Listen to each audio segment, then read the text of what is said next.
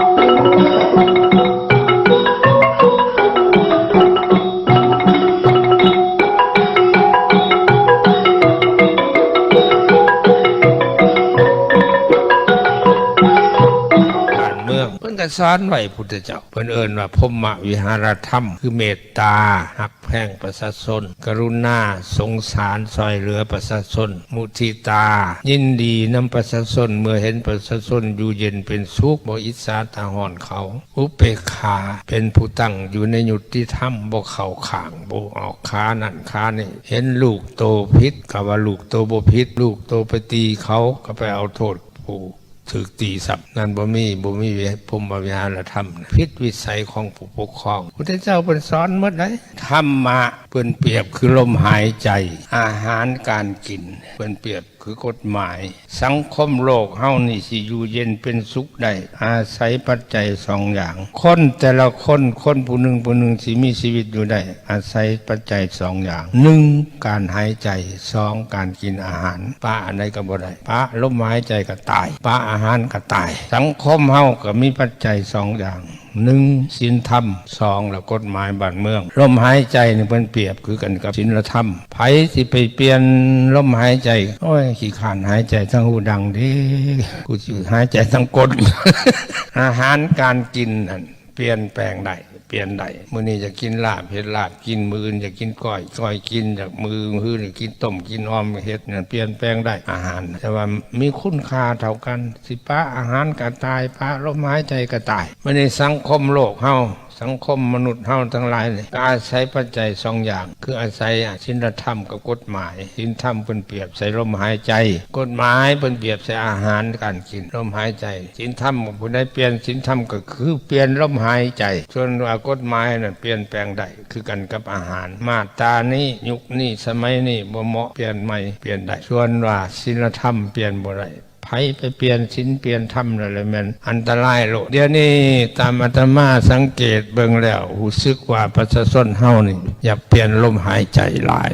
คือเปลี่ยนศีลเปลี่ยนธรรมขาดความเคารพในศีลขาดความเคารพในธรรมนับมือกว้างนับมือคว้างนับมาตั้งแต่เฮายังน้อยตะกี้แต่ไล่จะหนีขึ้นหลังไปเจอ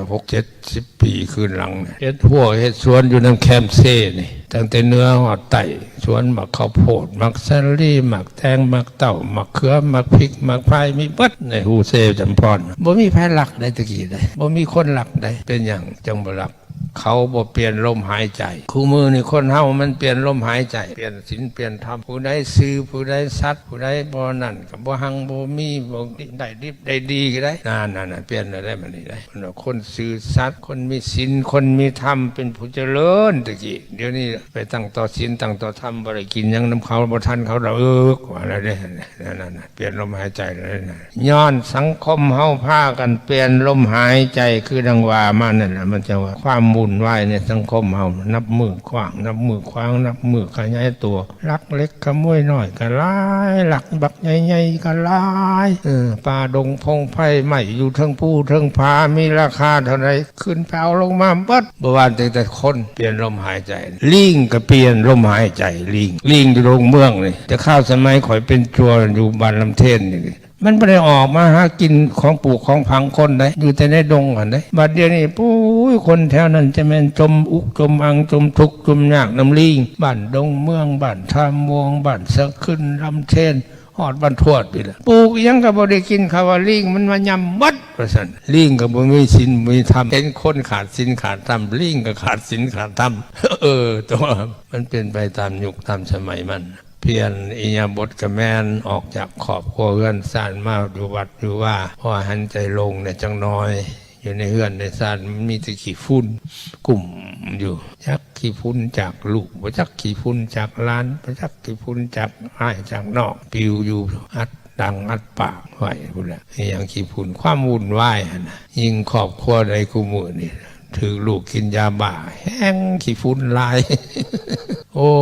เจนนั่นแหละมันถึงยุคถึงปางมันแต่ว่าในอะไรก็ตามแต่เฮาในฐานะปฏิญาณตนถึงพุทธเจ้าพระธรรมเจ้าพระสังฆเจ้าเป็นสารณะเป็นที่พึ่งให้มั่นคงขนงแกนอยู่กับศีลกับธรรมนี่แหละอยากพึ่งพระพุทธเจ้าก็ต้องพึ่งธรรมะเอาธรรมะมาเป็นเครื่องค้ำเครื่องสู้จิตใจเฮาคนทำชั่วหลายเขาอยากขายเงินดอกแตงป้อนะอยากขายสบายดีพี่น้องผู้อยู่ทางบ้านที่เคารพนับถือและรักแพงขน้อยถาวรมื้อนี้ออกมาในรายการแบ่งปันความคิดสิทธิมนุษย์ในลาวเนาะพี่น้องเนาะพร้อมนี้ขน้อยก็ขอขอบใจทุกท่านที่เข้ามาร่วมรายการขน้อยและก็ขอเชิญพี่น้องกดซอยขน้อยเนาะกดไลค์กดแชร์และก็เพื่อพี่น้องผู้อื่นสิได้เห็นรายการและก็ขอให้พี่น้องพิมพ์คอมเมนต์เข้ามา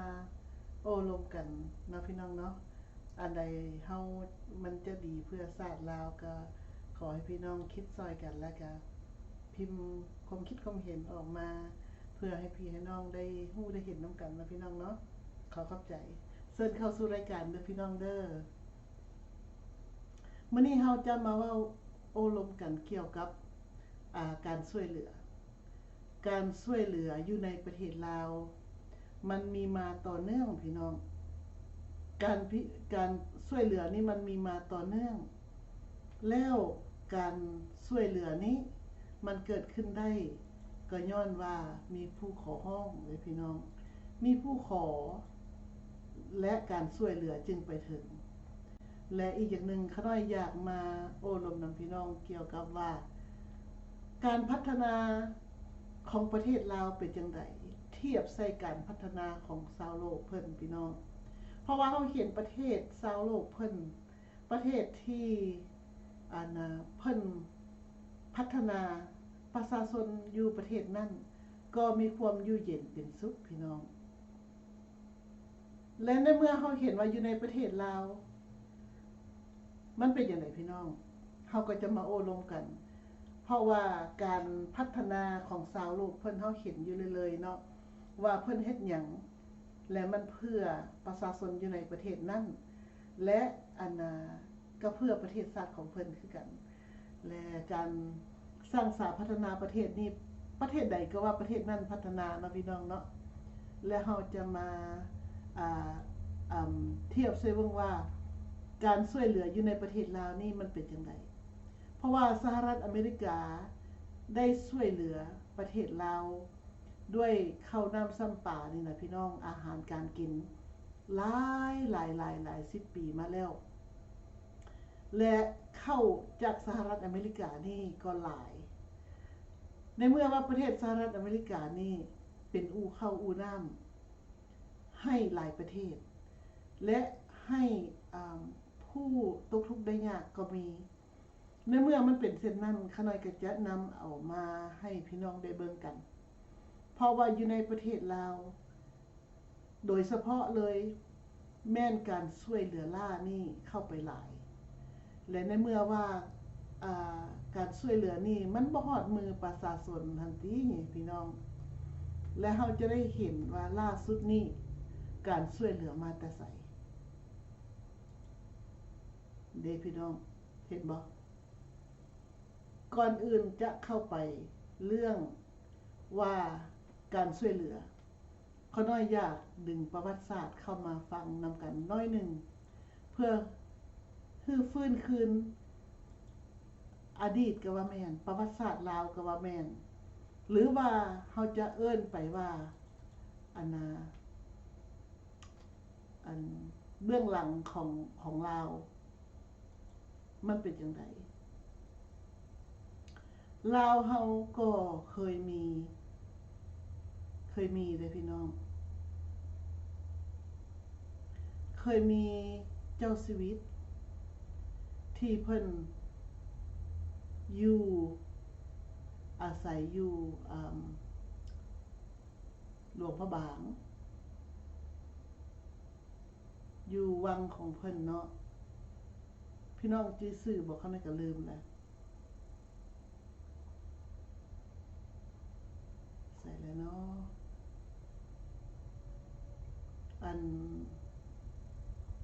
วังของเจ้าชีวิตอยู่หลวงพระบาง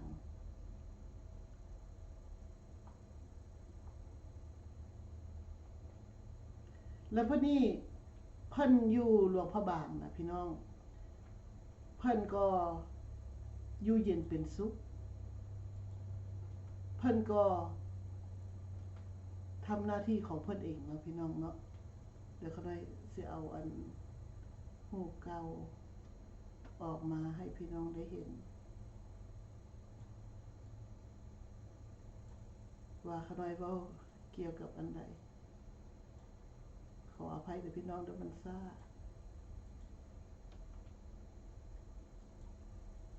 โอเคพี่น้องเห็นบ่อันนี้แม่นวังของพระเจ้ามหาชีวิตลาวในสมัยพระราชอาณาจักรลาวพี่น้องเห็นการสร้างสังหัวบ่อยู่ทางเข้านี่แล้วก็อยู่ทางหน้าวังทางในคุณเฮาเห็นจังซี่แล้วนะพี่น้องเฮาก็นึกเห็นว่าอยู่ในประเทศลาวสมัยก่อนนั้นก็มีพระเจ้ามหาชีวิตองค์เดียวแม่นบ่พี่น้องและในเมื่อว่าพระเจ้ามหาชีวิตเพิ่นเป็นผู้สูงสุดของของสมัยนั้นและปัจจุบันนี้พี่น้องเห็นบ่ว่าเขาเจ้าถ่ายรูปแบบใดเขาได้เห็นว่าเขาได้ก็ว่าเขาได้เสียไว้เนาะพี่น้องก็ยังบ่เห็นแล้วบัดนี้การที่ว่าพระราชอาณาจักรลาวเพิ่นปกครองนั้นรัฐบาลลาวเพิ่นก็ดำเนินเรื่องการบริหารประเทศชาติบ้านเมืองแต่ว่าอยู่ในประเทศลาวผ่านมานี่หลังๆนี่แม่นว่าคณะพวกผู้นำหั่นเขาได้ก็ว่าเขาได้เสพรูปไว้แต่มันสอบบ่เห็นพี่น้องเอ้ยบัดแล้วเขาจังสิเอามาให้เบิ่งและบัดนี้เฮาไม่เห็นว่าการแห่หรือว่าการที่เพิ่น พัฒนาเรื่องอันประเพณีฮิตของเราเพิ่นจะแห่แบบนี้เนาะแต่ว่าสมัยนี้เขาได้เห็นวังอาทิตย์แล้วนี่นะวังบุญปีใหม่นี่นะพวกผู้นำออกหน้าเลยพี่น้องพวกผู้นำหันออกหน้าใส่อันน่ะ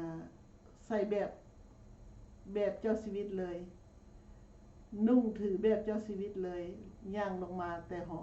อันพระราชวังนี่เขาได้เห็นแล้วเขาได้ก็เลยว่าโอ้แปลว่าพรรครัฐนี่เขาเจ้าพยายามอันทำลายประเทศชาติลาวและยังบ่แล้วฆ่าพระเจ้ามหาชีวิตและครอบครัวของเพิ่นและกับประชาชนลาวข้าราชการทหารตำรวจประชาชนก็เช่นเดียวกันและข้าเจ้าก็ขึ้นมาเป็นเจ้าชีวิตเองตั้งหลายคนได้หลายชีวิตได้หมดพวกผู้นำเขาเจ้าหั่นแหละเป็นฝูงพากันย่างออกมาเป็นฝูงเลยอยู่ในนี้เต็มพี่น้อง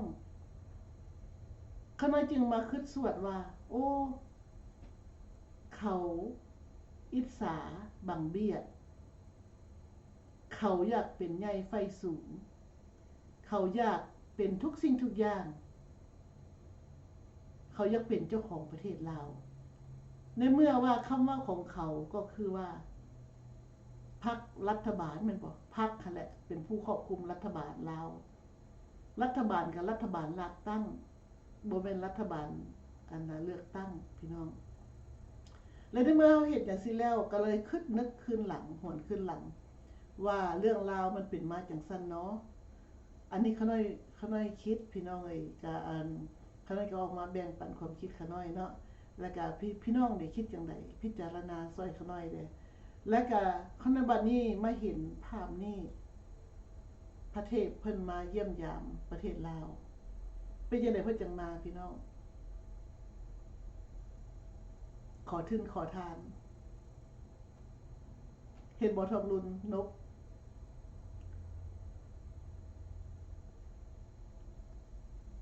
เขาได้เห็นภาพนี้แล้วเขาได้อดคิดบ่ได้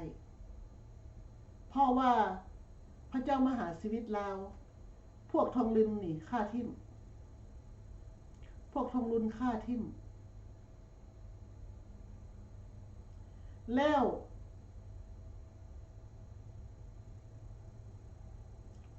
ขึ้นมาปกครองประเทศลาวแล้วเดี๋ยวนี้พากันไปนกไปกราบเจ้าชาติอื่นเห็นบ่พี่น้องความแตกต่างแล้วก็ไปขอทุนขอทานเส้นเก่าเส้นเดิมเส้นเคยเพราะว่าอยู่ในประเทศลาวยังเป็นประเทศด้อยพัฒนาประชาชนลาวยังตกทุกข์ได้ยากและทองรุนก็ยังนกประเทศพี่น้องคิดเบิ่งว่าคนแบบนี้มันเป็นคนบ่หรือว่าเป็นจังไดและพี่น้องลาวอยู่ในประเทศคิดจังไดพี่น้องและพี่น้องลาวอยู่ทั่วทุกมุมโลกเด้เฮาคิดจังได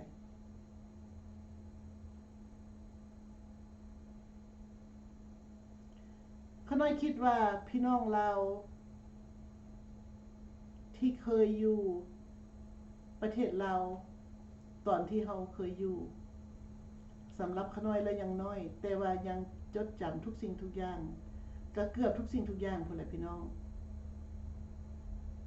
พอข้าน้อยก็อายุ10 ปีแล้วตอนนั้น78ก็ข้ามน้ำของมา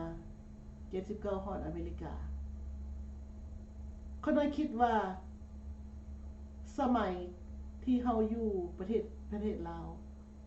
ประชาชนลาวอยู่เย็นเป็นสุขประตูเรือนบ่ได้อัดก็บ่เป็นหยัง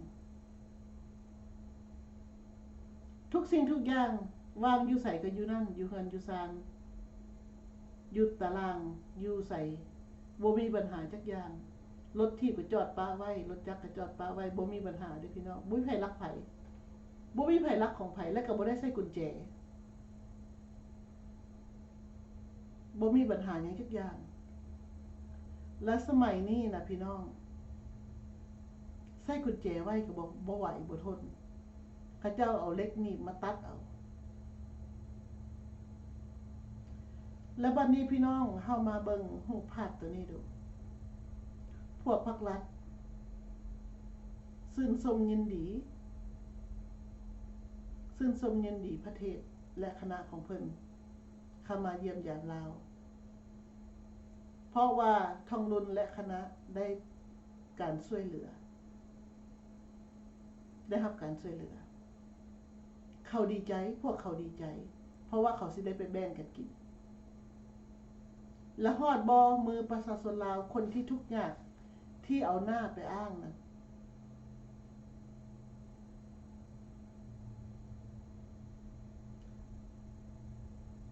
และ20 ปีหลังแล้วที่ประเทศเคยไปสร้าง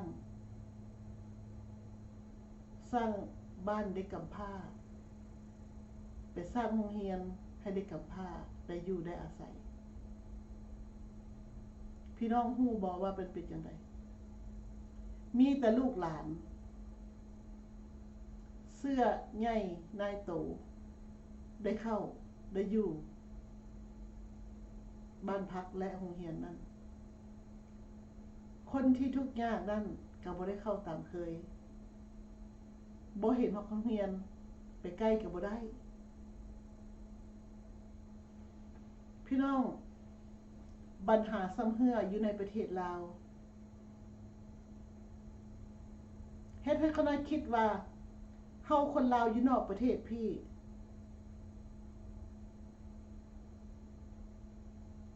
เห็นแต่ว่าเฮาบ่ได้เว้าหยังบ่ได้เฮ็ดหยังและพี่น้องอยู่ลาวเด้พี่น้องอยู่เมืองลาวพี่น้องอยู่เมืองลาวก็มีแต่ว่าบ่มีเวลาอยู่ตามชีวิตของไผของเราแต่ว่าพี่น้องสังเกตเห็นบ่เวลาไฟไหม้เวลาเกิดอุบัติเหตุพี่น้องลาวหุ้มไปเบิ่งตากลางถนนคือกันไฟไหม้ลักเสาไฟฟ้าพากันหุ้มไปเบิ่งพี่น้องเขาอยากให้พี่น้องลาวหั่นตื่นจากความฝันอยากให้พี่น้องลาวอยู่ในประเทศนั้นให้ฮู้จักแยกแยะว่าอันใดควรอันใดบ่ควรพี่น้องเรื่องไฟไหม้ลักเสาไฟฟ้าพี่น้องบ่ควรเข้าไปใกล้เลยบ่ควรไปจอดรถจักรหรือพากันเบิ่งพากันหุ้มกันเบิ่งเพราะว่าถ้าว่ามันเกิดระเบิดขึ้นมาพี่น้องอยู่ใกล้หั่นน่ะมันจะบ่ปลอดภัยพี่น้องต้องคิดให้ไกลได้ให้คิดรอบคอบพี่น้องลาวอยู่ในประเทศนั้นเคยมีแต่ฟังพรรครัฐบอกบ่เคยใช้สติปัญญาของตัวเองบ่เคยคิดอยากให้น้องนุ่งลูกหลานอยู่ในประเทศลาวนั้นฮู้จักใช้สติปัญญาฮู้จักคิดเบิ่งรอบข้างตัวเองว่าตัวเองหันอยู่ในเขตปลอดภัยหรือยังในเมื่อไปยืนเบิ่งลักเสาไฟฟ้าไฟไหม้พากันจอดรถกันเป็นแถวเอาไปเอามาถนนหนทางก็จุดสิไปบ่ได้เขาได้เห็นว่างมือวานนี่และในเมื่อว่ามันเป็นเส้นนั้นน่ะ1คันว่ารถดับเพลิงมีก็มาบ่ได้เพราะว่าค่าคนเต็มถนนพากันหุ้มเบิ่ง2มาถ้าว่าระเบิดไฟฟ้ามันระเบิดลักเสาไฟฟ้ามันล่มลงมาแล้วหลีกบ่ทันเด้จักชีวิตสิตายจักชีวิตสิเจ็บเป็นและห้องหมออยู่ในเวียงจันทน์นั้นอยู่ในประเทศลาวนั้นแห้งบ่มียาท ทันสมัยแห่งบ่มีการปิ้นปัวที่มันสามารถเฮ็ดให้คนหันหายเจ็บหายปวดได้ทันใจอยากให้พี่น้องคิดเบิ่งให้รอบคอบว่าการที่เฮาไปยืนเบิ่งของอุบัติเหตุบ่ไม่อย่างก็ตามมันเป็นการเสียเวลาทำมาหากินมันเป็นการเสียเวลาที่เฮาจะไปจะมาและมันเป็นการไปอุ่นไปตันถนนหนทางบ่ให้เจ้าหน้าที่หรือว่าผู้ที่รับผิดชอบท่านเข้าไปถึงสถานที่ได้หลายๆอย่างเฮาต้องคิดถึงและในเมื่อว่าคนอยู่ทางบ้านได้ยินว่าไฟไหม้อยู่บนนั้นบนนี้แล้วบนนี้ถ้าคนอยู่ในเฮือนนั่นสิไปทางนั้นทางนี้ก็ต้องคิดอีกว่าผู้นั้นผู้นี้ปลอดภัยบ่ในครอบครัวตัวเองมันต้องเป็นห่วงเป็นใยกันได้พี่น้องอยู่ในประเทศลาวนั่นเคยแต่ฟังภาครัฐบอกให้เดินตามแต่พี่น้องลาวอยู่ในประเทศเดี๋ยวนี้ต้องการใส่สติปัญญาใส่ความคิดพยายามซอยตนเองให้คิดรอบข้าง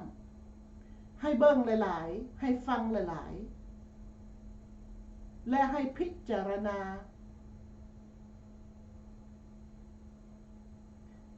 แม่นแล้วยายไฟฟ้าอยู่ในประเทศลาวหันเฮาฮู้อยู่แล้วว่ามันบ่มีคุณภาพสายไฟหม้อส่งหม้อแบงแล้วก็สายไฟส่งหั่นน่ะมันบ่ได้มีคุณภาพและพี่น้องไปหุ้มห่ออยู่จังซั่นมันก็มีอันตรายแก่ตนเช่นเดียวกันได้ในเมื่อว่าภาครัฐเฮ็ดทุกสิ่งทุกอย่างอยู่ในประเทศลาวหั่นเฮ็ดพอได้พอตะแล้วมือพี่น้องลาวต้องเอาใจใส่และต้องเบิ่งภาครัฐหั่นทำอย่างใดเฮ็ดอย่างใดให้เอาใจใส่ตัวนั้นหลายกว่าที่จะไปเบิ่งไฟไหม้เสาไฟฟ้าหรือว่าเกิดอุบัติเหตุแล้วพากันหุ้มใส่น้องนุ่งลูกหลานลาวอยู่ในประเทศลาวต้องให้ฮู้จักคิดต้องซ้อมเบิ่งว่าพวกภาครัฐเขาเฮ็ดหยังแต่ละมื้อแต่ละวันเขาเฮ็ดเวียกหยังแน่เพื่อประเทศชาติบ้านเมืองเขาบอกว่าเขาพัฒนาประเทศนั้นเขาพัฒนาหยังแน่และเขาพัฒนานั้นมันเพื่อประชาชนลาวอยู่ในประเทศลาวบ่หรือว่าเขาเพื่อถงเขาเองหรือว่าเขาเพื่อถงพ่อค้าชาวขายมาจากต่างประเทศพุ่น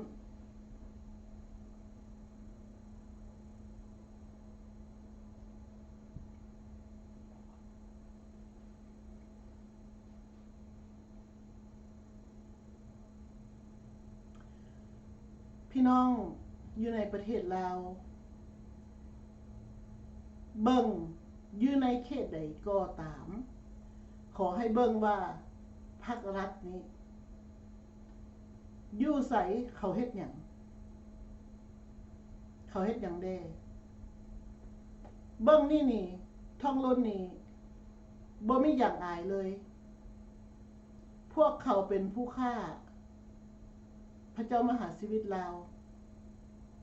และทายาทของเพิ่นและประชาชนลาวทั้งประเทศคนตายหลายแสนคนย้อนน้ำมือของเขาแล้วเขาก็ยกยอปอปั้นพวกกลุ่มเขาเองว่าเขาเป็นพวกฮักชาติถ้าเขาฮักชาติแล้วเขาสิไปฆ่าล้างเผ่าพันธุ์ลาวได้จังได๋พี่น้องคิดเบิ่งบ่ถ้าเขาฮักชาตินั่นเขาบ่ฆ่าพระเจ้ามหาชีวิตลาวและก็บ่ได้สิมานบ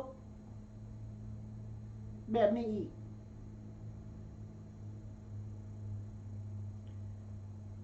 ถ้าเขาฮักชาติลาวเขาต้องหวงแหนอธิปไตยของลาวแต่ว่าอันนี้เขาขายแผ่นดินลาวแขวงบ่อแก้วก็ขายให้จีนแล้วบ่อนใดอีกที่เขาขายให้ผู้อื่น เวียดนามเด้บ่อนใดเขาแบ่งเอา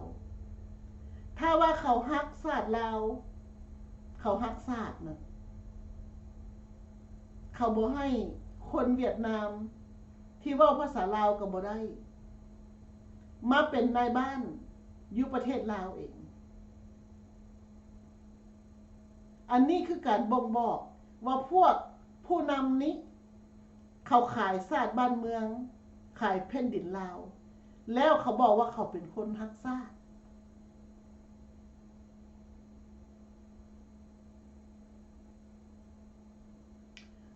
พี่น้องเห็นบ่ว่าการเว้าของเขาเว้าดีมัดงามมัดม้วนหูเพราะว่าเขาค่อยเว้าค่อยจาเพราะว่าเขาอ้อยมดเขานำอ้อยมดและในเมื่อว่าเขาบริหารประเทศแล้วเขาเฮ็ดแบบเขาเว้าบ่เขาบอกว่าเขาจะฮักประชาชนลาวเขาสิให้ประชาชนลาวหันอยู่เย็นเป็นสุขและผ่านมานี่เกือบ50 ปีแล้วเขาอยู่เย็นเป็นสุขเป็นอย่างที่ว่าอยู่เย็นเป็นสุขเขาสุทางอยู่สุทางกินสุทางขายบ่อคำบ่อแห่สุทางขายปลาไม้แล้วเขาแบ่งกันกินเอาเงินนั้นแบ่งกันกินและประชาชนลาวเด้ตะเกียกตะกายขุดหัวเราเก่าหัวหญ้าซอกปากกัดตีนทีบเพื่อสิได้อยู่ได้กิน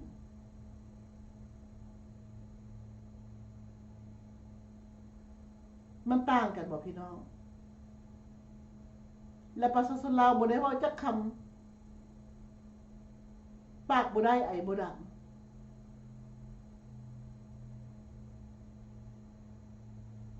แล้วพรรครัฐบอกว่าพรรครัฐเป็นคนฮักชาติเป็นบ่แต่เขากลับกลายเป็นคนขายชาติเป็นคนฆ่าชาติเป็นคน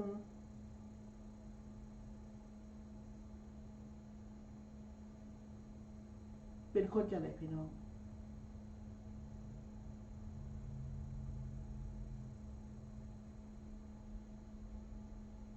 แม่นแล้วเขาอยู่เย็นเป็นสุขซุมื้อนี้เพราะว่าประชาชนนั่นบ่ต่อว่าต่อขานประชาชนหันมิดอิมซิมประชาชนลาวทั้งชาติพากันเสยเมยกับปัญหาที่พรรครัฐสร้างขึ้นให้ประชาชนทุกข์ยากลำบาก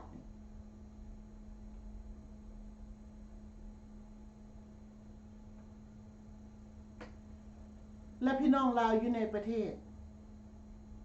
ให้คิดบังว่าปัจจุบันนี้เด้พวกพรรครัฐเขาบอกว่าเขาสร้างชาติเขาสร้างชาตินั้นเขาสร้างชาติให้ไผเขาสร้างอยู่บนใด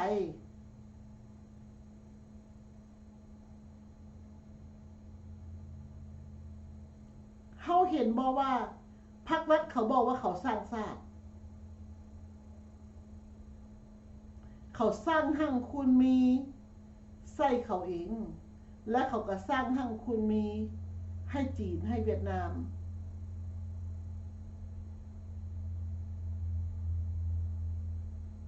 แล้วเขายังไปแก้ปล่อยให้จีนให้เวียดนามเข้ามาเป็นใหญ่เป็นโตอยู่ในลาวเวียดนามก็เต็มสภาเป็นผู้บริหารประเทศบงการพรรครัฐก็อยู่กองเกิบเขาทางด้านกฎหมายทางด้านการเมืองทางด้านบริหารประเทศนั้นพรรครัฐหั่นน่ะพวกผู้นำพรรครัฐทั้งหลายน่ะหมดคณะหั่นแหละทั้งสภานั่นแหละอยู่กองเกือบแตะเวียดนามและการฆ่าเด้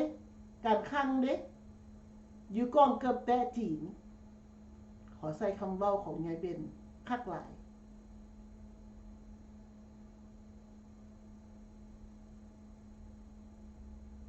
พี่น้อง แล้วเขาให้จังไหนเบิ่งเอาคนจีนมา พี่น้อง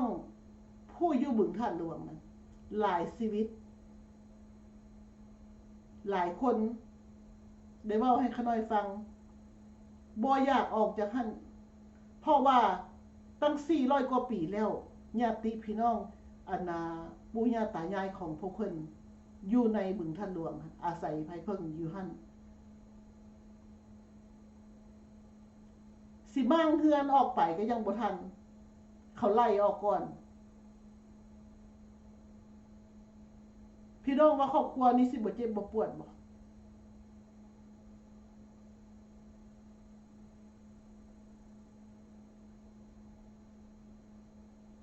แล้วคนที่เคยอาศัยอยู่บึงท่านหลวงนั้นได้ย้ายออกไปทางนอกคุณสร้างเนื้อสร้างตัวใหม่ก็พอแต่เลี้ยงปากเลี้ยงท้องแต่สีให้มีอยู่สบายแบบบ่เก่าบ่เดิมบ่เปลี่ยนเพราะว่าภาครัฐหรือว่าพ่อค้าจีนบ่ได้สดเสยได้แต่บางคน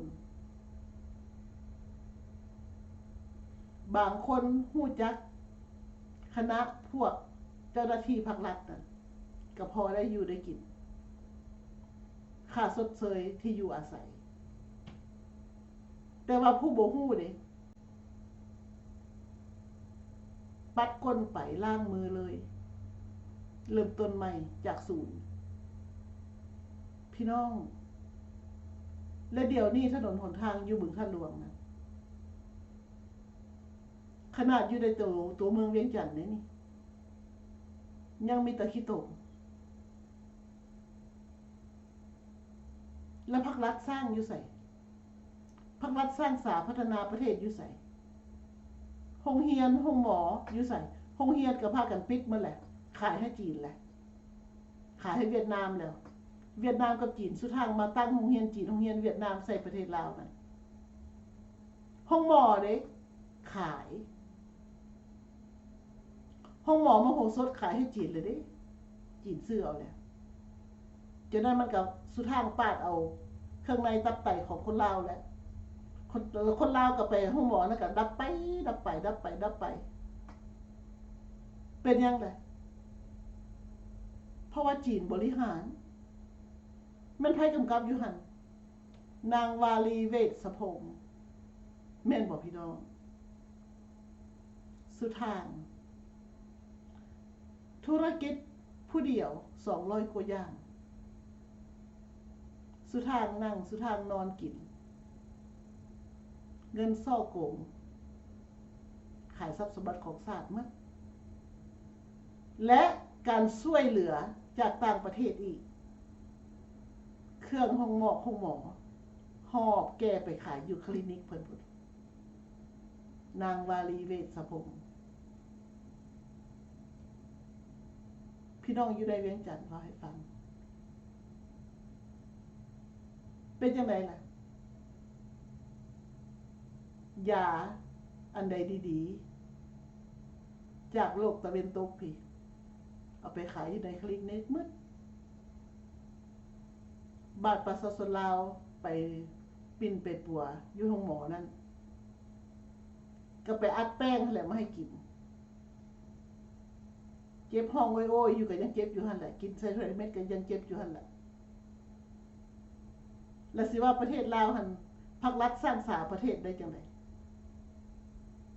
ห้องหมอก็ขายโรงเรียนก็ปิดเพราะว่าจีนกับเวียดนามมาเปิดโรงเรียนของเวียดนามกับโรงเรียนจีนอันนี้วิธีจีนกลืนกินลาวเวียดนามกลืนกินลาวและภาครัฐนั่นเป็นนายหน้าขายประเทศลาวและสิเอิ้นว่าสร้างสาพัฒนาประเทศได้จังได๋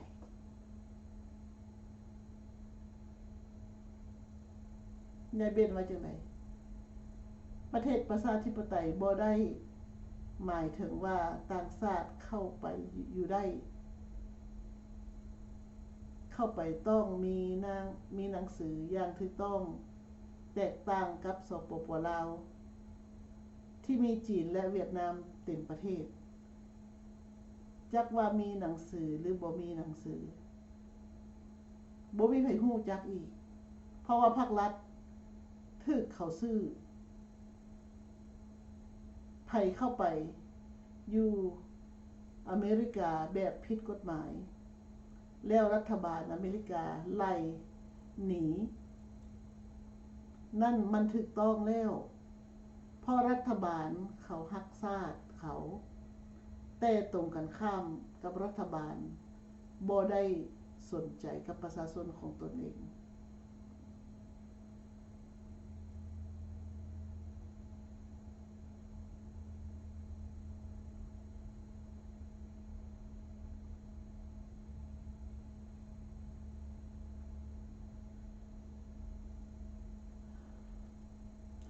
จีนอยู่ทาง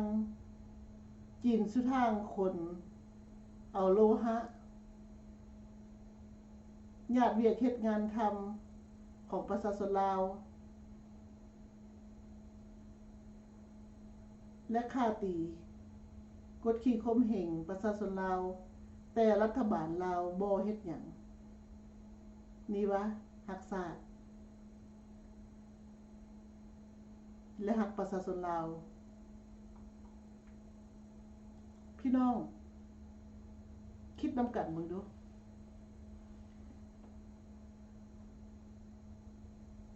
บาดพี่น้องเห็นว่าประธานประเทศโดนัลด์ทรัมป์ President Donald Trump เพิ่นให้ประชาชนชาวอเมริกันนี่มีสิทธิ์มีเสียงแล้วเพิ่นให้ชาวอเมริกันนี่นะ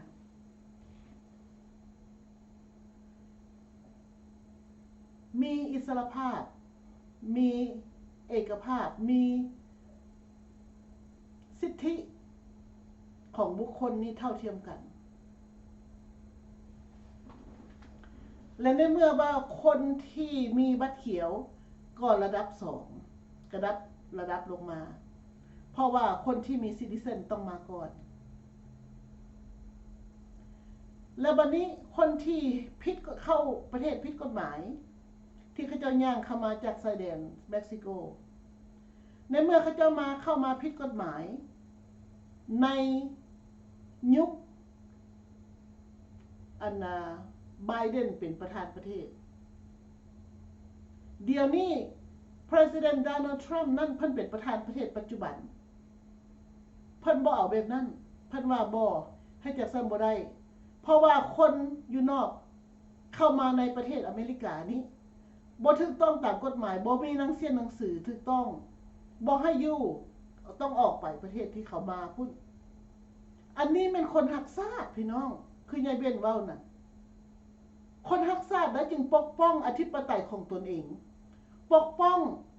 ความอยู่เย็นเป็นสุขของประชาชนชาวอเมริกันซึ่งข้าน้อยก็ดีใจเพราะว่าข้าน้อยเป็นชาวอเมริกันคนหนึ่งข้าน้อยต้องคิดเบิ่งว่า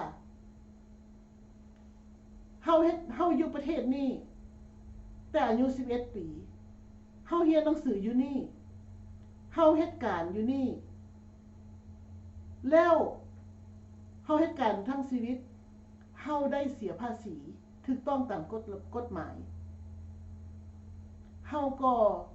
อยากมีสิทธิ์ปากสิทธิ์เว้าได้เพราะว่าเฮาเสียภาษีให้รัฐบาลนี่ในเมื่อเฮาเห็นว่ารัฐบาลรับใช้ประชาชนแบบนี้เฮาก็ดีใจเพราะว่าเพิ่นเบิ่งแยงดูแลความอยู่เย็นเป็นสุขของประชาชนในประเทศอันนี้จึงเอิ้นว่าคนฮักชาติและเพิ่นเฮ็ดถูกต้องที่สุดเลยได้พี่น้อง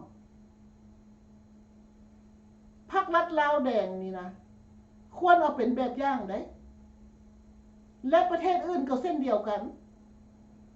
อย่าสู้ต้องตีเพิ่นเฮ็ดถูกต้องแล้วเฮานี่คนชาวอเมริกันนี่พอใจแล้วนำการกระทำของเพิ่นและประเทศอื่นนั้นควรเอาเป็นแบบอย่างเพราะว่าประชาชนของประเทศเพิ่นก็ยังสิได้อยู่เย็นเป็นสุขหลายขึ้นอันนี้มันถูกต้องเลยพี่น้อง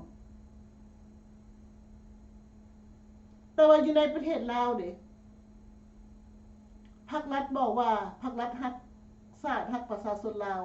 ยามใดก็เป็นห่วงแต่ประชาชนลาวอยู่ในประเทศอยากให้ประชาชนลาวหันได้มีดินดอนตอนหญ้าคือบ่แบ่งให้โลดอยากให้มีแบ่งให้ได้แม่ประชาชนลาวนั่นทุกอย่างแท้ๆคือบ่พากันแบ่งให้ไปยังจะไปขายให้จีนให้เวียดพุ่น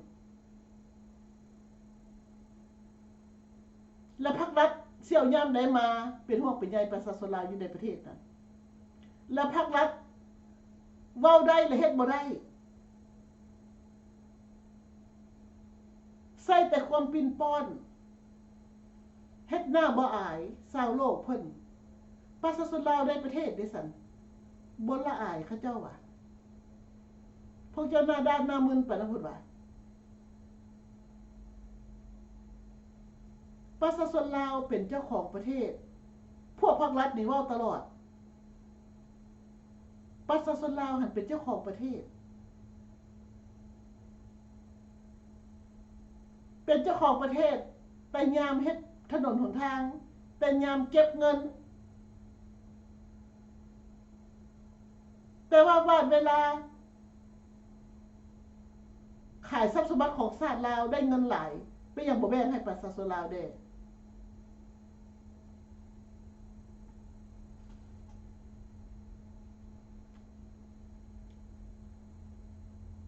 การเว้าของพรรครัฐกับการกระทำมันบ่คือกัน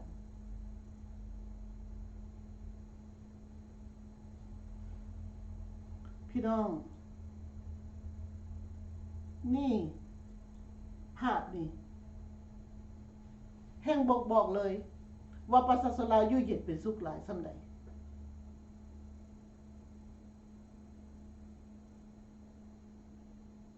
พี่น้องเห็นภาพนี้แล้วพี่น้องคิดจังได๋พี่น้องลาวอยู่นอกประเทศทั่วโลกเฮาเห็นลูกหลานลาวกำลังสิออกจากประเทศลาวนี่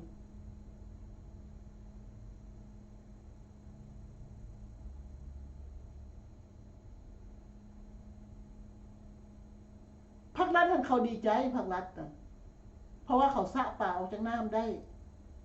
สะน้ำออกจากป่าได้ป่ามันก็เลยอยู่บ่ได้เขาสะน้ำออกหมดแหละป่าก็เลยซอกไปหาน้ำวังใหม่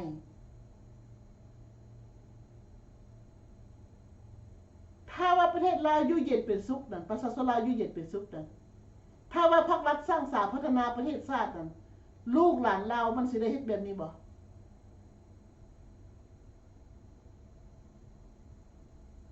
ลูกหลานลาวสิได้ย่างออกจากประเทศตัวเองบ่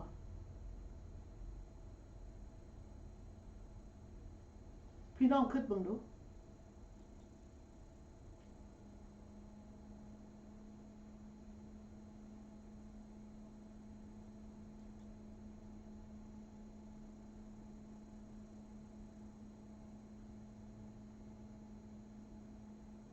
การที่เฮาเห็นภาพอันนี้นะขน้อยย้อนถึงเห็นว่าพี่น้องเราที่กลับไปประเทศลาวนั้น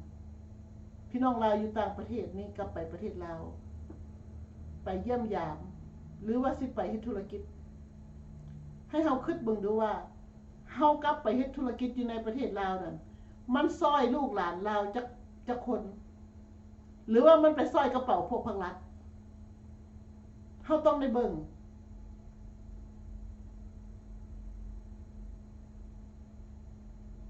เฮาเห็นหลายคนแล้ว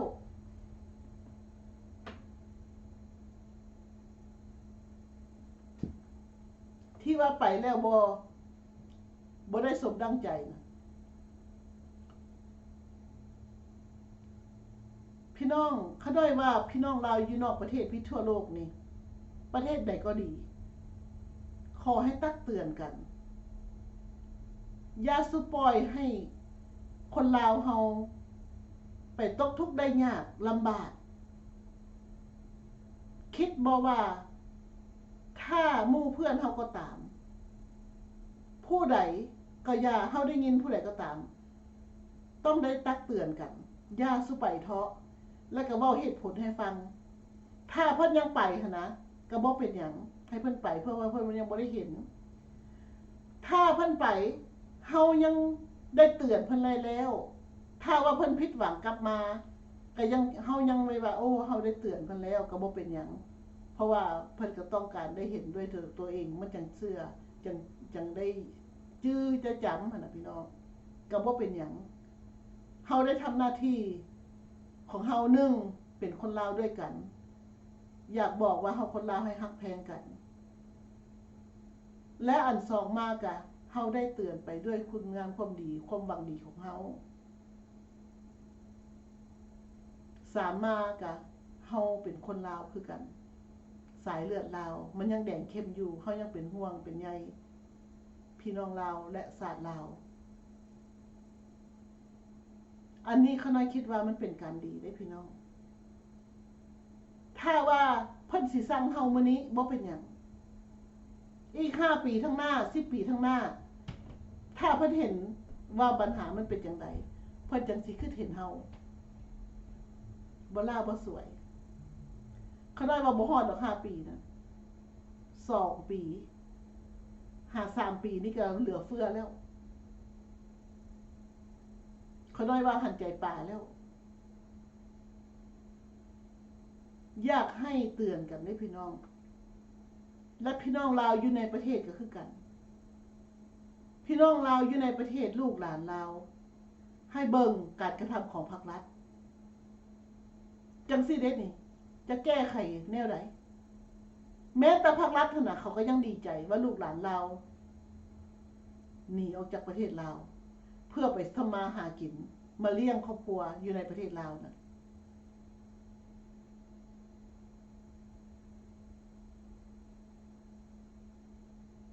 ภาครัฐเขาเจ้าแค่บ่เขาบ่ได้แค่เขาบ่ได้สนใจเขาบ่ได้ห่วงใยเพราะว่าเขามีแต่เบิ่งว่าจักคนไปมื้อนี้เพราะว่าถ้าว่าจักคนไปเขามีแต่แนมเบิ่งค่าธรรมเนียมเฮ็ดพาสปอร์ต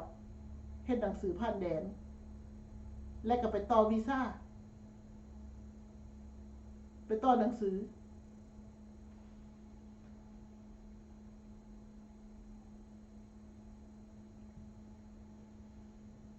บัดนี้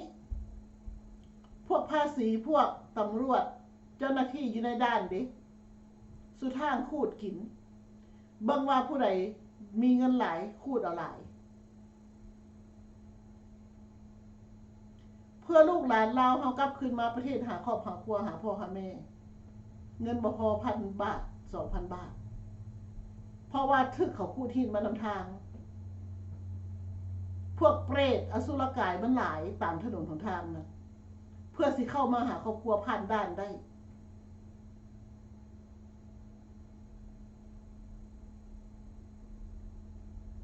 พี่น้องลาวอยู่นอกประเทศถ้าว่าจะกลับไปเฮ็ดเวียกเฮ็ดการหรือว่าสร้างเวียกสร้างการอยู่ในประเทศลาวว่าสิซอยคนลาวนั้นหยุดคิดได้แล้วมันเป็นการไปซอยมหาโจรอยู่ในประเทศลาวนะให้คิดเบิ่งหัวอกของลูกหลานลาวที่หนีออกไปเฮ็ดเวียกงานทำอยู่ในอยู่นอกประเทศพุ่นเพราะว่าลูกหลานลาวถ้าเฮ็ดเวียกอยู่ในประเทศลาวนั้นบ่กุ้มกินได้ค่าแต่น้ำมันรถไปมาและเหตุการณ์บ่มีมือหยุดอีกลูกหลานลาวเป็นทุกข์อยู่ในประเทศของตนนะเพราะว่าภาครัฐบ่ได้รับใช้ประชาชนลาวอยู่ในประเทศภาครัฐรับใช้เวียดนามกับจีน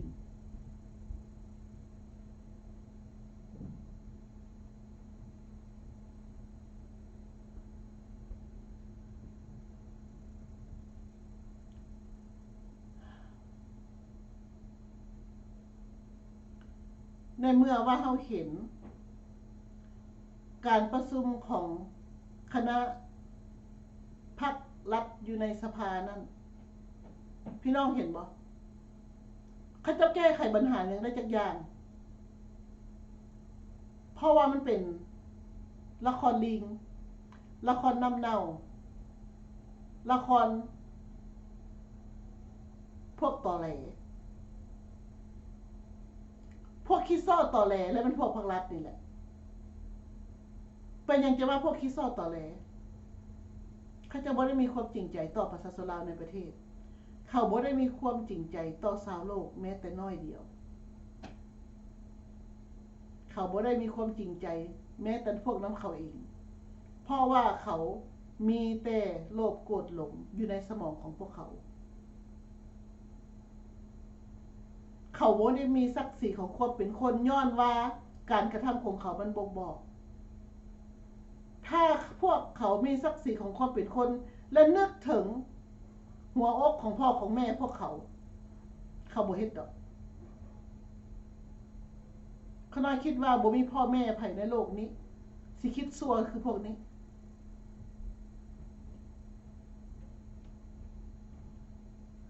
พ่อแม่พวกผู้นำภาครัฐนี้เขาก็บ่ฮู้อีกรุ่นพ่อเขาผู้ดี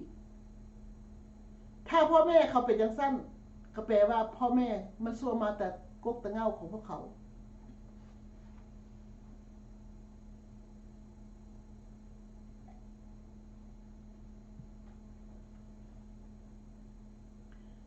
แต่ว่าพี่น้องเราอยู่นอกประเทศทั่วโลกนี้ถ้าว่าจะไปเฮ็ดธุรกิจอยู่ในประเทศลาวให้เบิ่งภาพนี้เด้อภาพลูกหลานลาวเรียนแถวกันออกจากประเทศลาวแล้วไปสอบหาเฮ็ดเวียกงานทำอยู่ประเทศไทยกระจัดกระจายกันไปทั่วเอเชีย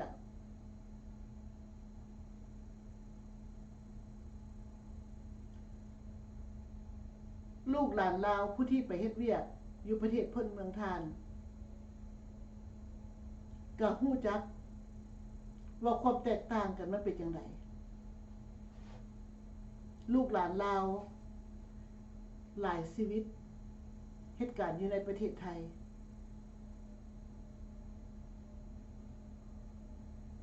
ดีกว่าเฮ็ดเวียกอยู่ประเทศของตนหลายแสนคนพี่น้องในเมื่อเราเห็นจากซี่แล้วเราต้องคิดเด้พี่น้องลาวอยู่นอกประเทศก็ต้องคิดเพื่อพี่น้องลาวอยู่ในประเทศมีอกมีใจต้องคิดหาทางออกช่วยกันคิดหาความหมายว่าฮักชาตินี่แปลว่าหยังเฮาต้องปฏิบัติอันใดเด้เฮาต้องเฮ็ดหยังเด้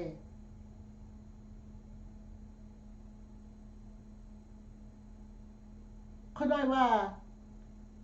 พี่น้องลาวอพยพที่แตกกันออกตั้งแต่1973พุ่นน่ะ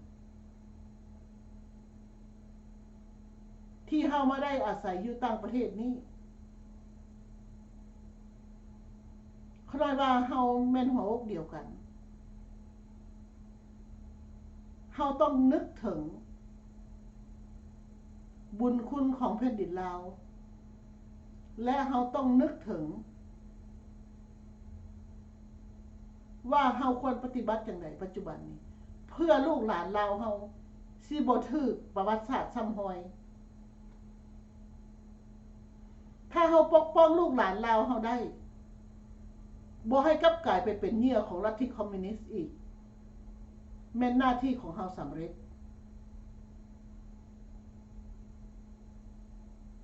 ถ้าว่าพวกเฮาคนลาวอยู่นอกประเทศนี้ทุกคนมีเป็นใจอันเดียวกันสร้างพลังแห่งใจช่วยให้ลูกหลานเราอยู่ในประเทศนั้นเข้าใจได้ให้ลูกหลานเราอยู่ในประเทศนั้นฮู้จักตื้นลึกหน้าบางของพวกผู้นำภาครัฐนี้เขาชั่วให้สามานส่ำใดเขาเป็นมหาโจรมัดโคตรตระกูลเขาแบบใดเพื่อเปิดหูเปิดตาให้ลูกหลานเรานั้นตื่นแล้วลุกขึ้นมาช่วยตนเองทุกชีวิตอยู่ในประเทศลาวนั้นเพื่อรักษาลูกหลานของตัวเองนั้นให้วิทย์ให้พ้นจากปากแห้งปากกาอยู่ในสภานั้น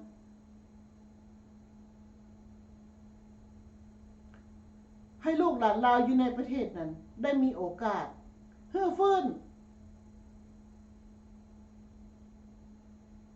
ลุกขึ้น สิได้มีโอกาสคำว่าประชาธิปไตยในลาว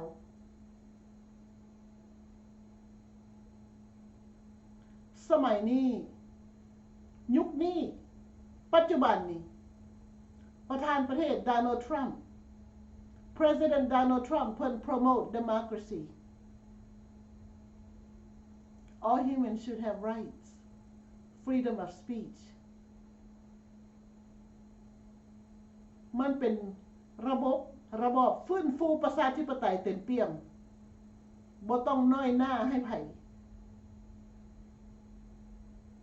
มีสิทธิ์ปากสิทธิ์เว้าเท่าเทียมกันเลย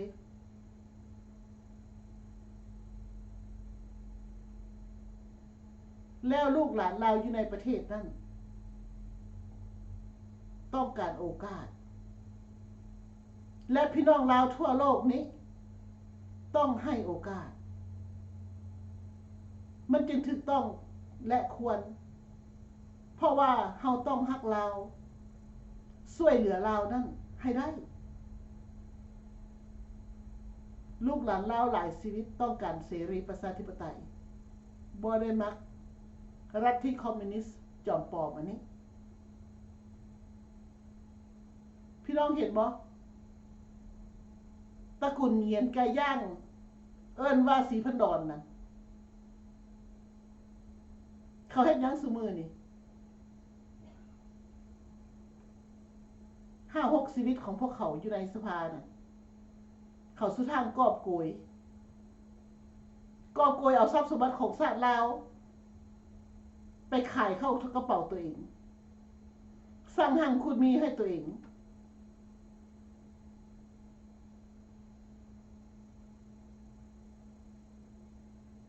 ป่านนั้นยังมีหนังหน้า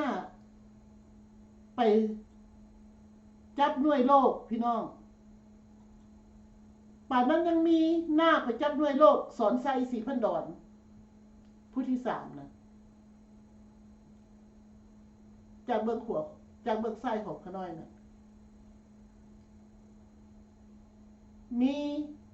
หน้าจับหน่วยโลกแล้วบอกว่ารัฐบาลยืนยันว่าลาวนี้จะเอาใจใส่แนวความคิด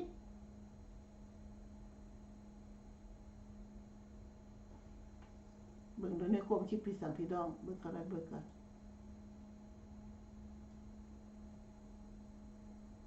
ความคิดการเติบโตสีเขียวว่าซั่นเด้พี่น้องและสอนไซได้บอกเพิ่นบ่ได้บอกอันคณะอันประชุมเพิ่นบ่ยืนนำกันหันบอกว่าสอนไซมีห้องเลื่อยจักห้องเลื่อยไปตัดไม้ทำลายป่าจักหัวภูแล้วสอนไซได้บอกบ่เห็นบ่หน้าตาซื่อเป็นตัวยั่วหลอกลวงต้มตุ๋นชาวโลกพุ่นหน้าตาเสยถ้าว่าคนมีศักดิ์ศรีของคนเป็นคนน่ะพี่น้องไปเฮ็ดได้จังได๋บ่ได้เลยถ้าว่าเป็นคนมันเฮ็ดจังซั่นบ่ได้อันนี้พวกคิดซอดต่อแหลพวกคดโกงมาแต่อนรกอเวจีพุ่นล่ะนี่นะเขาจึงเฮ็ดได้ซัมบ่นำยังบอกอีกว่าเคียงคู่กับการปกปักรักษาสิ่งแวดล้อมและสอนไซได้บอกว่าเดี๋ยวนี้ค่อยสร้างเขื่อนสิฮอด100เขื่อนเลยได้ค่อยทำลายแม่น้ำลำธารหมดประเทศค่อยเพื่อค่อยหวังสิเป็นแบตเตอรี่แห่งเอเชีย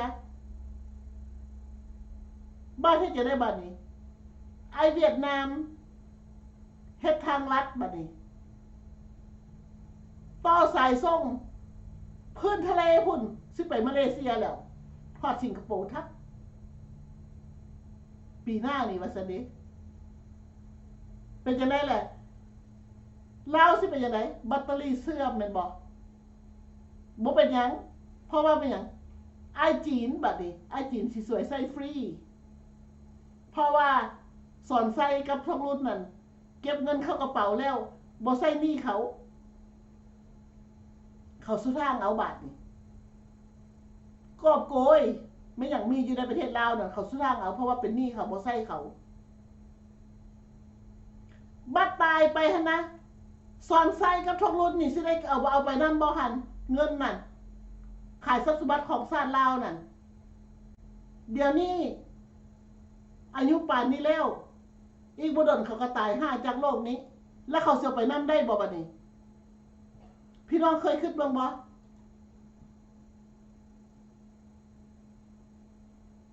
แล้วเป็นยังบอกบ่ซอยลูกหลานลาวนี้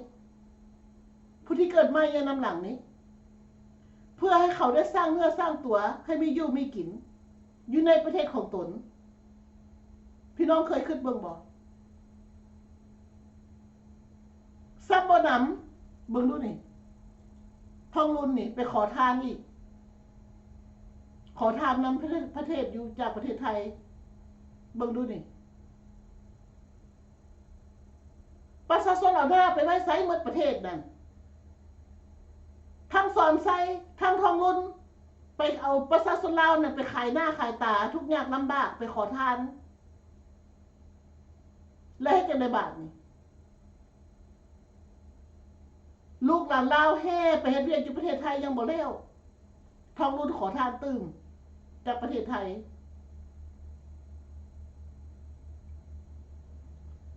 เว้านำประเทศหั่นเว้าภาษาลาวได้บาดไปเว้านำไอเวียดเพิ่นดงเดยดงเดือดไม่ส่งไม่เซ็งละบัดนี้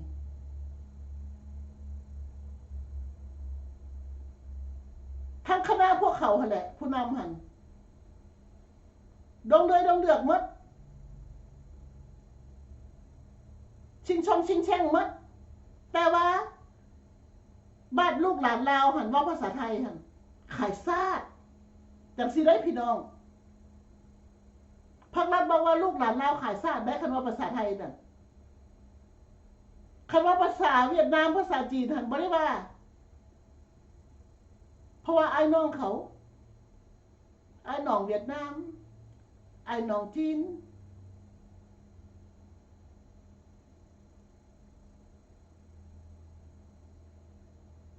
ผู้น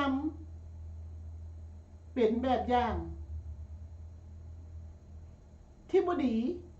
เป็นคนคดโกงเป็นพวกขี้ซ้อตอแหล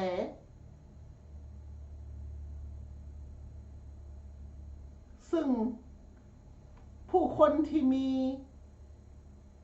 ความละอายเก่งกว่าตบาบบ่ได้มีเป็นนิสัยแบบนี้ได้พี่น้องซึ่งเราเห็นแล้วคิดบ่ออกว่าไปเหลียวเบิ่งหน้าผู้คนประเทศอื่นชาวโลกได้จังไดนี่เข้าจากประเทศสหรัฐอเมริกานี่ไปซอยประเทศลาวเขาบ่เว้าถึงจักเทื่อพี่น้องเคยเห็นบ่ภาครัฐเคยขอบใจบ่มีแต่บอกเอามาอีกเด้อยังบ่พอ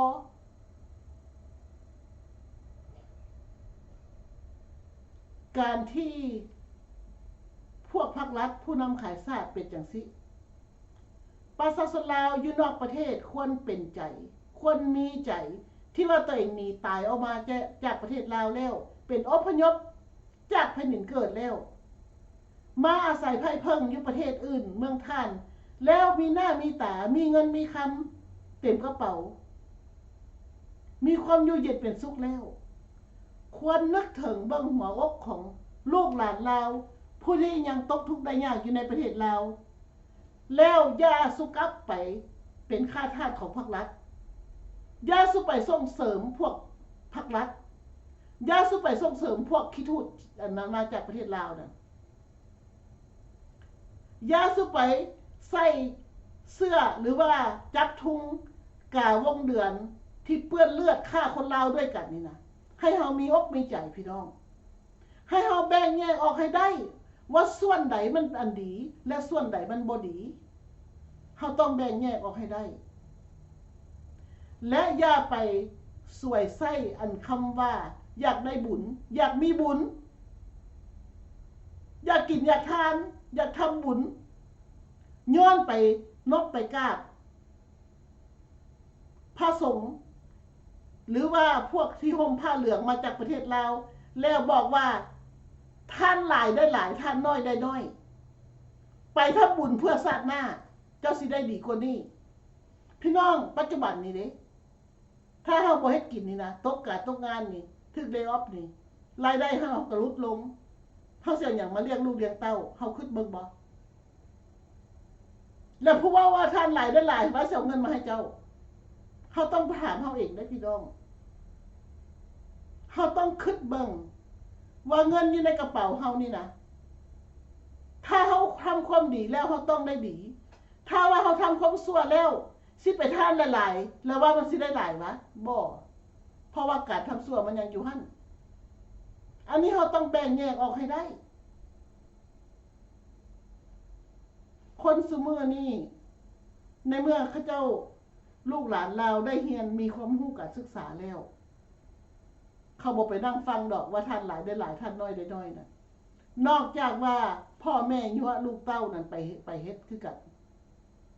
และเด็กน้อยซุมื้อนี้นะที่เขาเกิดอยู่อเมริกานี่นะเกิดอยู่ในโลกประชาธิปไตยนี่เขาเจ้าเป็นคนที่ซื่อสัตย์จิตใจเขาเจ้าบริสุทธิ์ผุดผ่องสีขาวสะอาดและในเมื่อพ่อแม่เว้าหยังเขาก็ฟังเขาคิดว่าพ่อแม่บอกสอนเขาดีแต่ว่าเมื่อใดเขาฮู้ว่าพ่อแม่เขาสอนบ่ดีหรือว่าตัวเขามื้อนั่นแหละหมดบ่มีอวยหลังให้อีกบ่มีอวยหน้าเข้ามาหาอีกดอกผู้เป็นพ่อเป็นแม่ก็ต้องให้คิดเบิ่งว่าเวลาเว้านำลูกนำเต้าที่เกิดอยู่นี่นะบ่อีหลีเขาบ่ฟังเด้เขาฮักพ่อแม่เขาจึงฟังเขาฮักพ่อแม่เขาจึงเฮ็ดแต่ว่าถ้าเขาเฮ็ดแล้วเขาบ่เห็นว่ามันเป็นเส้นนั้นเขาจะเศร้าทันทีเพราะว่าลูกหลานเราเฮาอยู่นี่เขาความเป็นธรรมอยู่เป็นหลักของเขาถือความเป็นธรรมเพราะว่าอเมริกานี่เพิ่นสอนให้คนให้ซื่อสัตย์สุจริตถ้าว่าคนซื่อสัตย์อยู่ประเทศสหรัฐอเมริกานี่ไปใส่ก็บ่ตายทำมาหากินได้ตลอดเพราะว่าเวลาเขาไปสมัครการงานนี่นะเขาประกอบหรือว่าเขามีเรซูเม่ชีวประวัติเขานี้มันจะบอกได้เลยแล้วเขาจะก็ไปกวดเบื้องหลังของเขามันสิบอกขึ้นมาเลยว่าเขามีประวัติอย่างใดอยู่เบื้องหลังเพราะฉะนั้นถ้าว่าเขาเป็นคนซื่อสัตย์สุจริตเขาบ่ได้มีหมายสารเขาบ่ได้มีอย่างเกี่ยวข้องกับการซ่อโกงกันหรือว่าอันใดคดีอันใดก็ตามถ้าเฮามี clean record แล้วเฮาไปเฮ็ดการอยู่ไสก็สะดวกสบายพี่น้องแต่ว่าถ้าเฮาเคยเฮ็ดผิดแล้วไปใส่เพิ่นก็ต้องเบิ่งไปใส่เพิ่นก็ต้องพิจารณาซะก่อนว่าเพิ่นสิเอาเฮาเข้าเฮ็ดการนำหรือบ่เพราะว่าเขาเจ้าบ่มักคนโคตรโกงพี่น้องเอ้ยนั่นแหละถ้าว่าซื่อสัตย์สุจริตนะอยู่ประเทศสหรัฐอเมริกานี่แม่นอยู่เย็นเป็นสุขแท้อยากให้พี่น้องเข้าใจว่าขาน้อยมาแบ่งปันความคิดเด้อพี่น้องเด้อขาน้อยบ่ได้มาใส่ให้ไปสีขาน้อยเอาความจริงมาเว้าให้ฟังพี่น้องลาวอยู่ในประเทศก็ขอให้ติดตามเบิ่งและพี่น้องลาวอยู่นอกประเทศทั่วโลกนี้ก็ขอให้ติดตามเบิ่งเช่นเดียวกันและพิจารณาเบิ่งว่าอันใดที่ขาน้อยเว้าด้วยเหตุด้วยผลและเห็นว่ามันเพียงพอก็พิจารณาเบิ่งแล้วก็เตือนกันไปแต่ถ้าว่าอันใดบ่แจ้งข่าวหรือว่ายังบ่พอเหตุมีพอผลก็ขอให้สอบข้อมูลตึมหรือว่าอันเขียนมาบอกพวกแล้วเขาน้อยจะอธิบายให้ฟังต่อเนาะพี่น้องยายสิใส่เพิ่นว่าประชาชนลาวหนีไปไทยแล้วจีนเข้ามาแทนที่แม่นล่ะพี่น้อง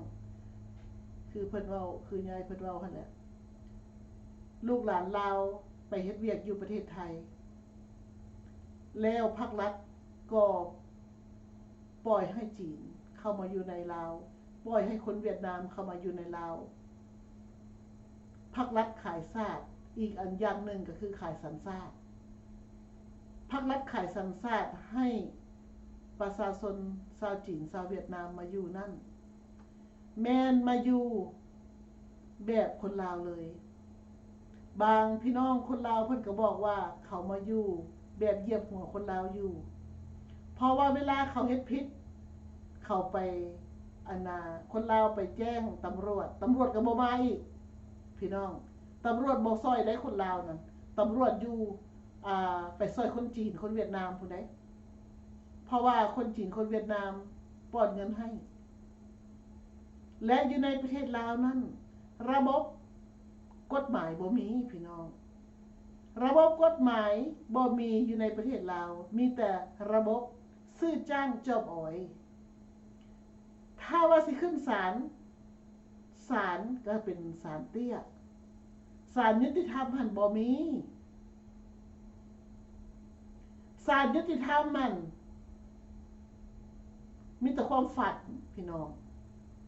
อยู่ในประเทศลาวหันมีแต่ศาลเตี้ยด้วยความซื่อจ้างจอบอ้อยแม้แต่ทนายความก็ยังว่าให้ขน้อยฟังบ่มีเส้นสายเฮียนจบกับบริการ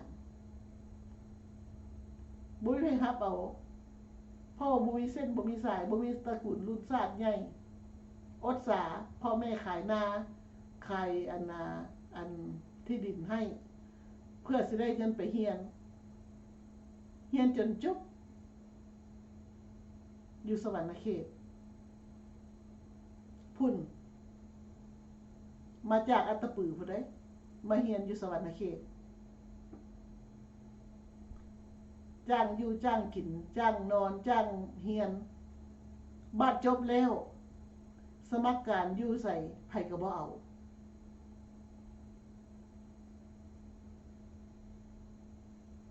เลยฮู้รสชาติว่าประเทศลาวนั้นบ่มีศาลยุติธรรม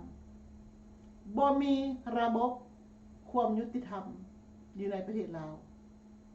มีแต่ระบบซื้อจ้างเพราะว่าเขาบอกว่าให้เอาเงินมาว่าเงินบาทได้หรือว่าเงินดอลลาร์คันบ่ได้100,000 บาทบ่รับเป็นพนักงานพี่น้องลูกหลานลาวสิเอาเงิน100,000 บาทมาแต่สิได้มาจ้างเขาเป็นทนายความ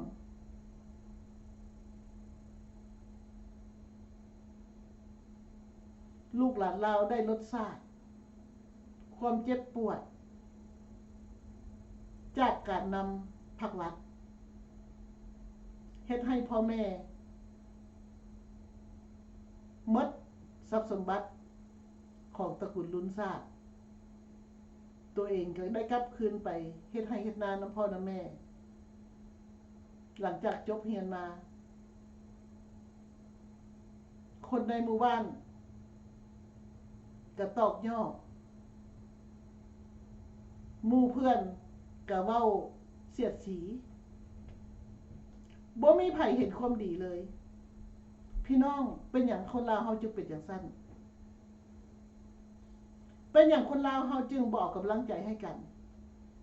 ในเมื่อฮู้ว่าเป็นจังซั่นแล้วก็ต้องเห็นใจกันอีดูตนสงสาร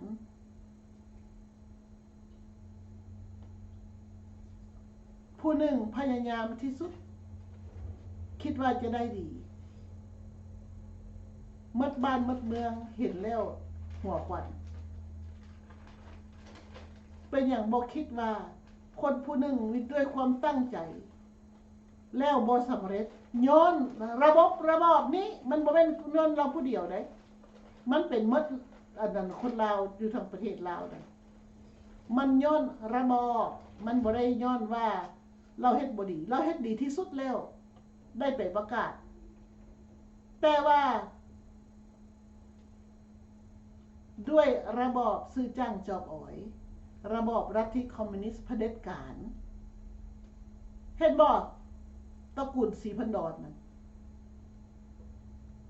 เต็มอยู่ในสภานั่นตระกูลเหงียนไก่ส้มพรหมวิหารนั่นเต็มอยู่ในสภานั่นลูกหลานจุมรีเด้เต็มอยู่ในสภา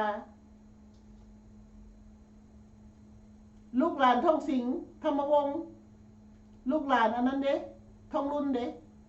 เต็มหมด เมื่อตระกูลรุ่นชาติเขา แต่ว่าคนธรรมดาสามัญนี่จ้างแด่ถ้าบ่มีเงินนั่นบ่ได้เข้าเป็นบ่ได้ใกล้เขาเพราะเจ้าบ่มีเงินพออันนี้แหละระบบซื้อจ้างจะบ่อยเป็นจังซี่ย้อนอันนี้เขาจึงได้ออกมาปากมาเว้าเพราะว่าประเทศลาวนั้นบ่มีความยุติธรรมเป็นหลักมีแต่ระบบซื้อจ้างจะบ่อยเพราะฉะนั้นพี่น้องลาวอยู่ในประเทศและอยู่นอกประเทศทั่วโลกพากันตื่นพี่น้องตื่นมีหยังเว้าจากันเฮาคนลาวบอกกันได้ประสานงานกันได้คนลาวด้วยกันเฮาต้องมีน้ำใจเอื้อเฟื้อเพื่อแผ่ต่อกันเฮาคนลาวไปใส่มาใส่อย่าสู้เสิร์ชหน้าสู้ตาใส่กันให้เหลียวเห็นกันและยิ้มใส่กันพี่น้องด้วยความอบอุ่นอันนั้นเพิ่นจึงเอิ้นว่าลาวฮักลาวได้พี่น้องข้าอยากบอกว่าเฮาคนลาวฮักแพงกันเด้ออยากให้พี่น้องลาวอยู่ในประเทศและอยู่นอกประเทศทั่วโลกฮักแพงกันพี่น้องเฮาคนลาวบ่ต่างหยังกับพี่น้องประเทศอื่นเพิ่นก็ฮักกันแพงกันเฮาอยู่ในโลกนี้บ่ได้โดดเฮายืมมืออยู่ทุกคนมีโควตาของไผของเราและโควตานั่นก็บ่ได้ฮู้อีกว่าผู้ใดสิหมดสิหยังเพราะฉะนั้นตราบใดเฮายังมีลมหายใจนะพี่น้องขน้อยว่าเฮาต้องแบ่งปันความคิดกันและออกมาช่วยกันพี่น้องช่วยกันเว้ากันว่าช่วยกันเฮ็ดสิ่งใดที่เฮาเฮ็ดได้พี่น้องลาวอยู่ในประเทศนั้นต้องการลุกขึ้นเรียกร้องเอาสิทธิ์ตัวเองคืนมาปกป้องอธิปไตยของเราเพื่อลูกหลานเรารุ่นหลังๆสิได้อยู่อย่าให้ลูกหลานเราอยู่ในประเทศนั้นได้กลายเป็นอพยพอยู่ในแผ่นดินของตัวเองหน้าที่ของคนลาวเฮาทั่วโลกก็คือช่วยกันสนับสนุนกันสิ่งดีสิ่งเด่นบ่ได้หยังดอกอยู่นอกประเทศนี่นะพี่น้อง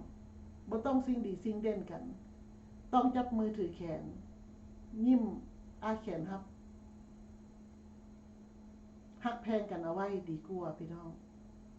และพี่น้องลาวอยู่ในประเทศก็เช่นเดียวกัน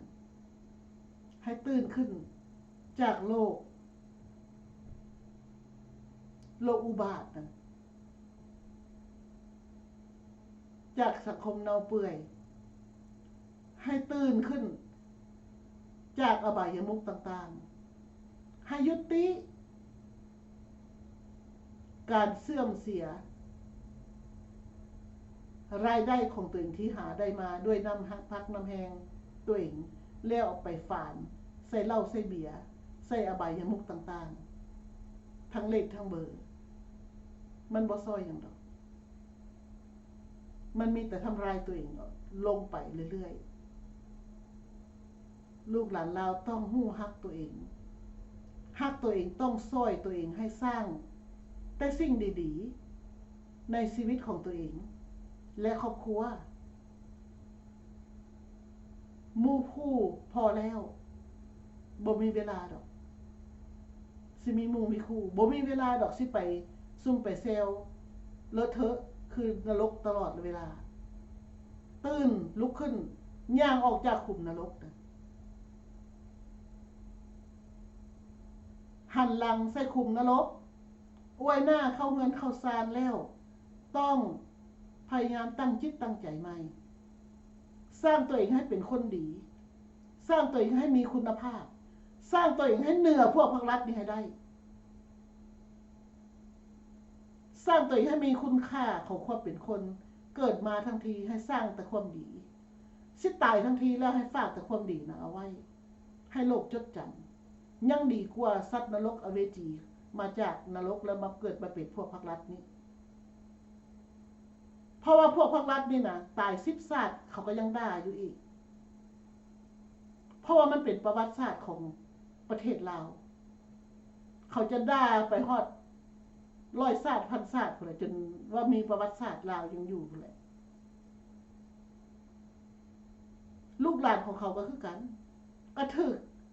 คนลาวสาบแช่งจนฮอดพุ่นแหละสิ้นชั่วกาลนานพุ่นแหละย้อนความชั่วของเขาสร้างไว้คนลาวบ่ได้ลืมคนต่างชาติเขาก็ประนามคือกันเขาก็เหม็นเขาก็ขิวย้อนการช่วยเหลือเป็นอย่างเขาจึงช่วยเหลือก็ย้อนว่า1เขาเป็นคนที่มีจิตใจเมตตา2มามันก็มีผลประโยชน์ต่อกันมันก็หลายๆเหตุผลเลยพี่น้องแต่ว่าจังไดก็ยังบ่ดีเท่าเป็นคนขาวสะอาดเป็นคนดีตกน้ำบ่ไหลตกไฟบ่ไหม้ไปใส่มาใส่ก็มีผู้ปกปักรักษาเป็นคนชั่วนี้มีแต่ผู้ประนามเหยียดหยามหนังหน้าพี่น้องเพราะฉะนั้นข้าน้อยก็ขอขอบใจนำทุกท่านทุกคนที่เข้ามาร่วมรายการนำข้าน้อย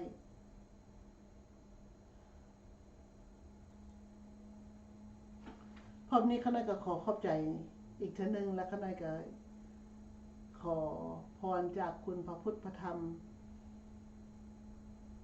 จงนำทางชีวิตให้พี่น้องผู้รักเสือแพงชาติผู้รักความเป็นธรรมในโลกนี้ขอให้ทุกท่านทุกคนที่ใฝ่ดีได้ประสบผลสำเร็จทุกสิ่งทุกประการ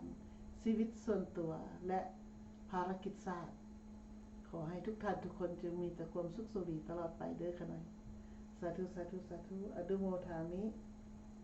ขอขอบใจด้วยพี่น้องเด้อที่เข้ามาร่วมรายการนำข้าน้อยอย่าลืมกดไลค์กดแชร์ให้ข้าน้อยเด้อและก็เพื่อให้พี่น้องอยู่ในประเทศและอยู่นอกประเทศทั่วโลกได้ฮู้ได้เห็นและก็ได้เบิ่งเนาะพี่น้องเนาะเพื่อเราจะประกอบกันและก็ขอให้ลูกหลานเข้ามาอ่านคอมเมนต์นำด้วยเพราะว่าเพื่อจะเข้าใจเรื่องราวที่ได้เว้าไปมื้อนี้พร้อมนี้ข้าน้อยก็ขอขอบใจและข้าน้อยก็รักทุกท่านทุกคนที่รักความเป็นธรรมขอให้ทุกท่านทุกคนจงมีแต่ความสุขสมดีตลอดไปค่ะหน่อยพบกันใหม่ยายเบนออกวันศุกร์เด้อค่ะหน่อยเด้อวันศุกร์นั้นยายเบนออกมาในรายการขอขอบใจพี่น้องสบายดีค่ะหน่อย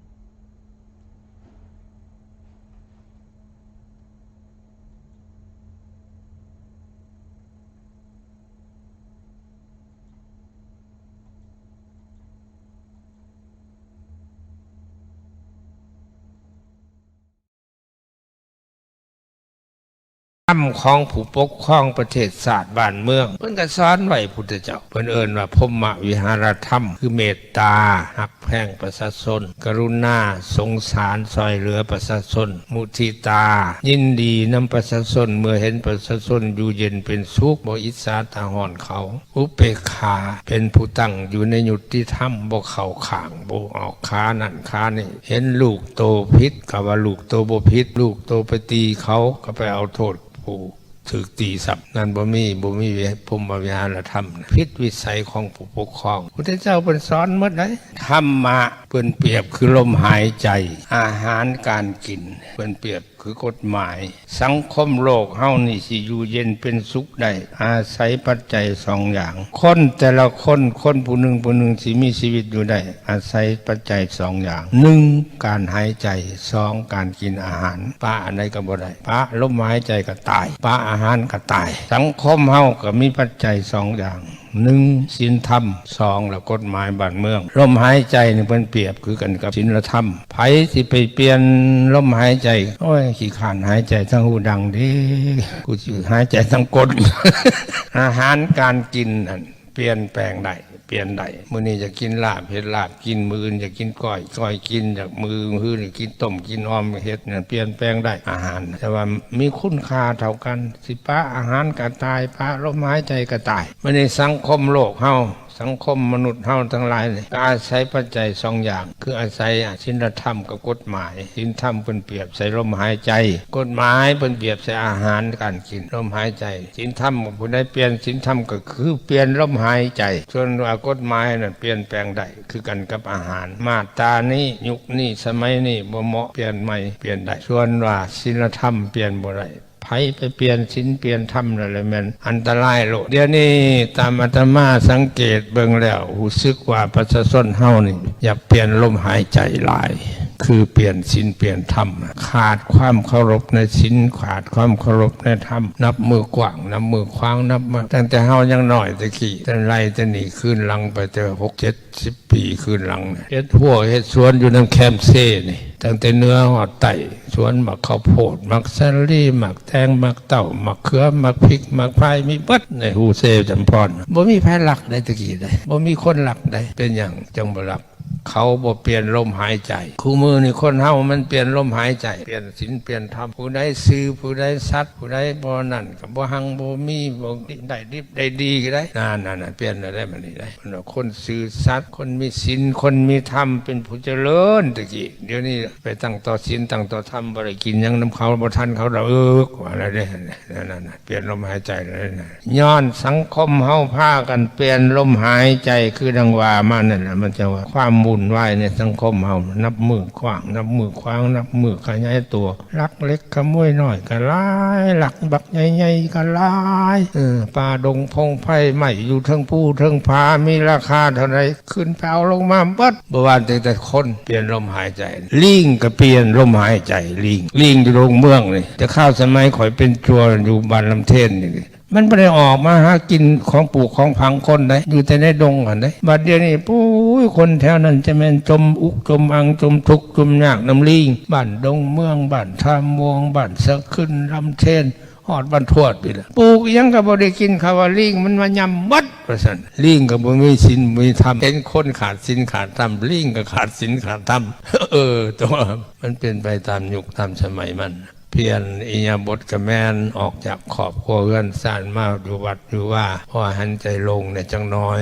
อยู่ในเฮือนในซ่านมีแต่ขี้ฝุ่นกลุ่มอยู่จักขี้ฝุ่นจากลูกบ่จักขี้ฝุ่นจากหลานบ่จักขี้ฝุ่นจากอ้ายจากนอกปิวอยู่อัดดังอัดปากไว้พุ่นน่ะอย่างขี้ฝุ่นความวุ่นวายหั่นน่ะยิ่งครอบครัวใดกูมื้อนี่ถือลูกกินยาบ้าแห้งขี้ฝุ่นลายโอ้